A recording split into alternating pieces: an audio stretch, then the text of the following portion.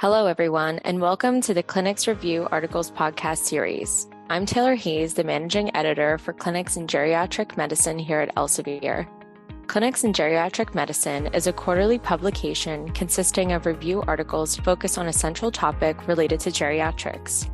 Today, we will be discussing the recent February 2023 issue dedicated to the practical aspects of cognitive impairment and the dementias, guest edited by Drs. Philip Geriatric and Farzaneh Surand. Here now is one of the guest editors, Dr. Geriatric from Northwestern University Feinberg School of Medicine in Chicago, Illinois. Welcome to the podcast, and thank you for joining me today.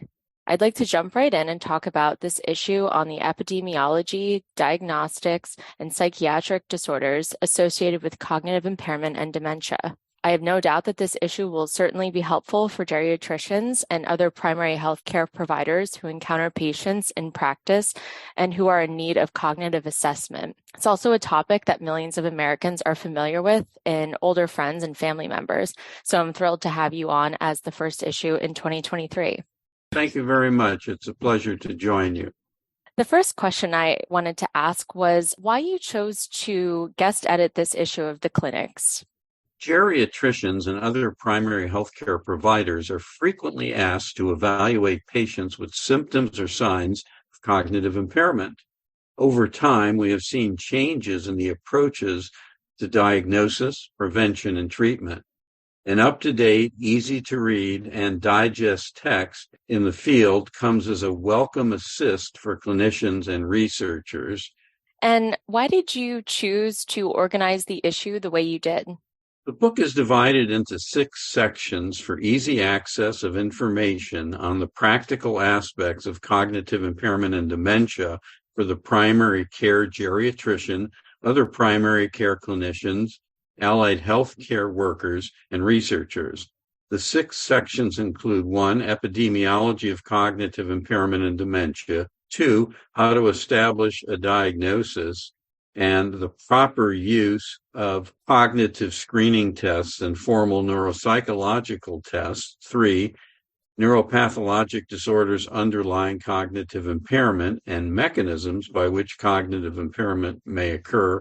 4, how vascular risks may play a role in dementia and how prevention and treatment of these factors may prevent cognitively impairing illnesses.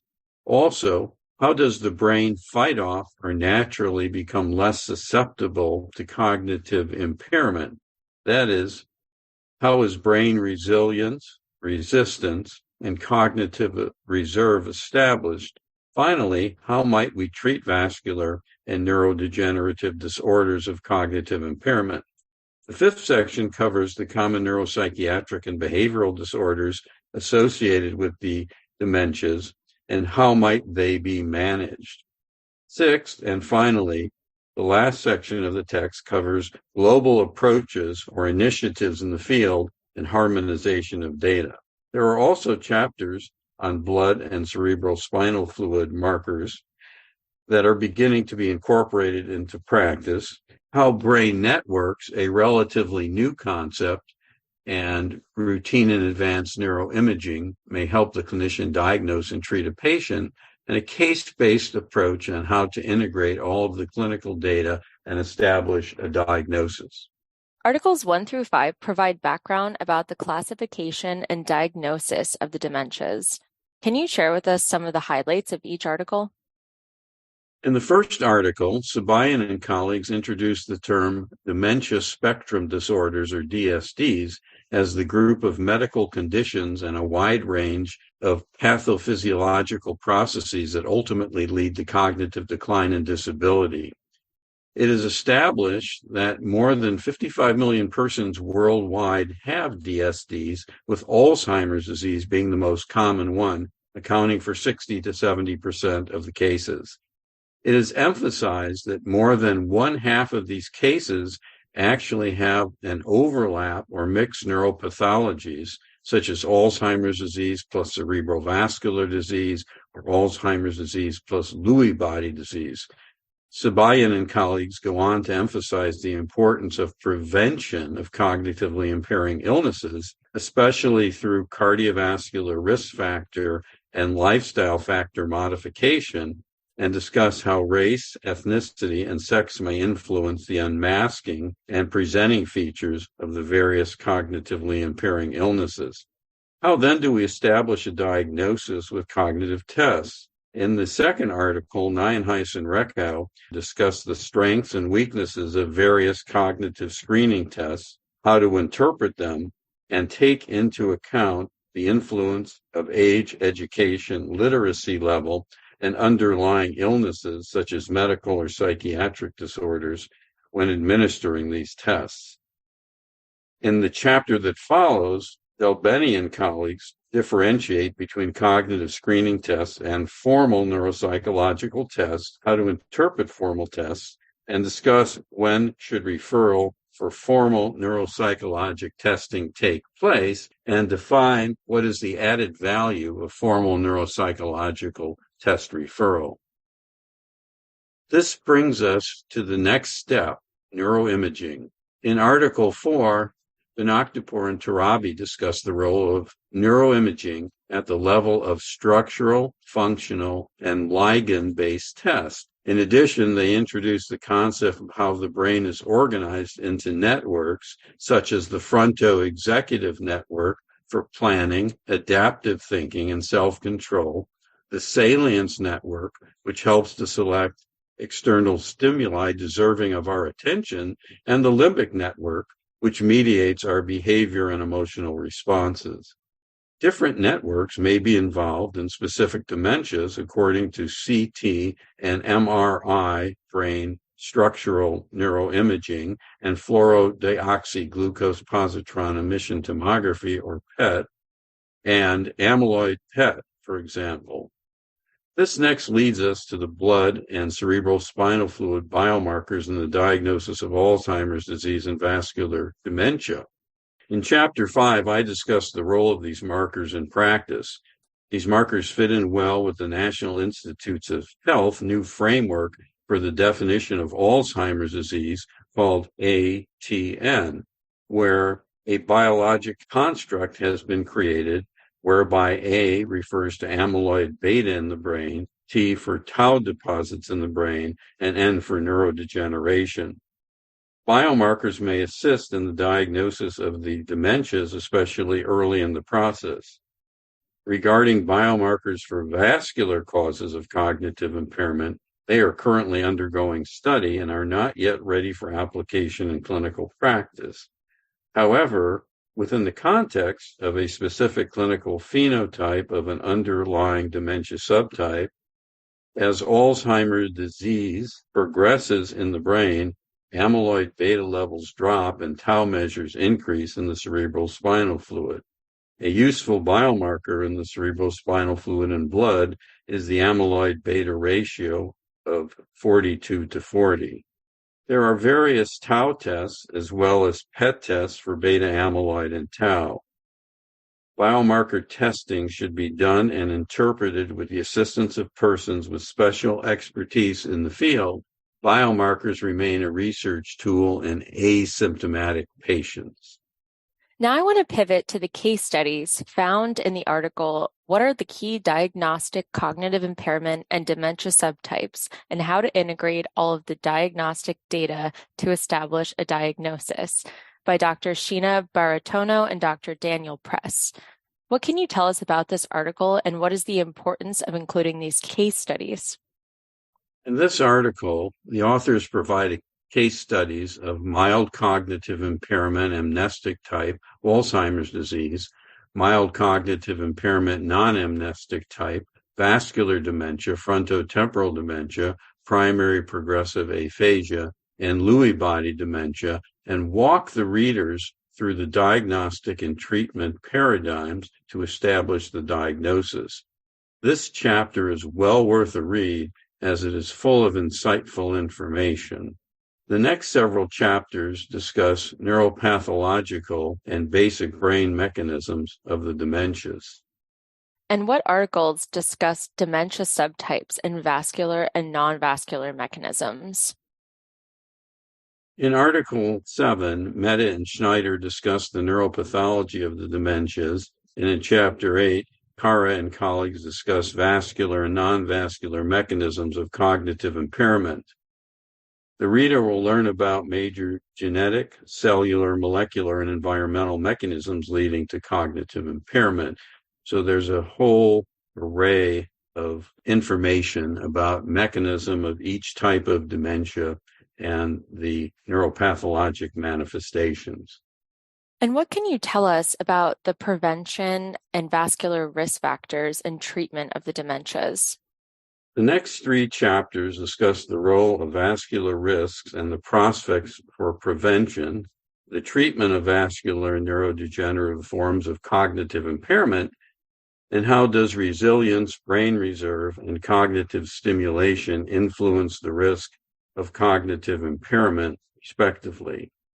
In brief, vascular risks are precursors to vascular and non-vascular or neurodegenerative types of dementia, according to Mahanrad and colleagues who wrote the chapter. The SPRINT Mind blood pressure lowering trial has shown that intensive blood pressure lowering to a systolic blood pressure target of less than 120 millimeters of mercury compared to standard systolic blood pressure lowering to 140 millimeters of mercury significantly reduces the outcome of mild cognitive impairment and probable dementia. Furthermore, the FINGER multi-domain intervention trial showed that targeted dietary advice, exercise, and cognitive training plus vascular risk factor monitoring and control compared to counseling on general health favored the multi-domain intervention in relation to the neuropsychological test battery results. These findings have led to the FINGER's worldwide network study to validate the findings in a more diverse population.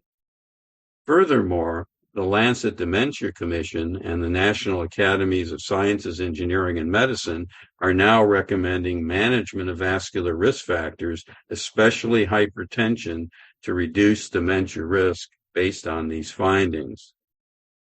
In relation to the treatment of vascular and neurodegenerative forms of cognitive impairment, Burlett and Smith discuss holistic patient care for these patients, advanced care planning, and use of cognitive enhancing medications such as cholinesterase inhibitors and memantine.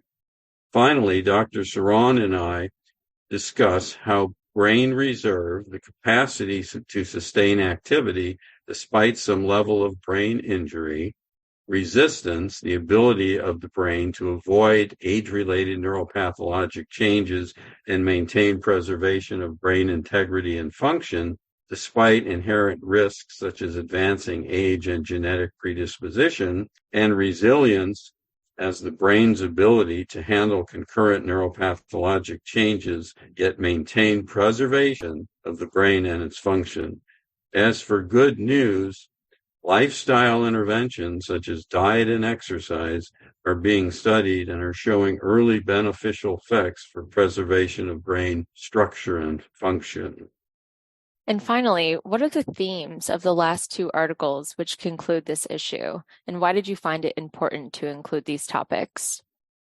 The last 2 sections, one by Malik and Biffy, discuss the diagnostic and management strategies for common neurobehavioral and psychiatric disturbances among patients with cognitive impairment. And the one by Lipnicki and colleagues discuss how data from multiple sources can be more efficiently utilized to study dementias globally.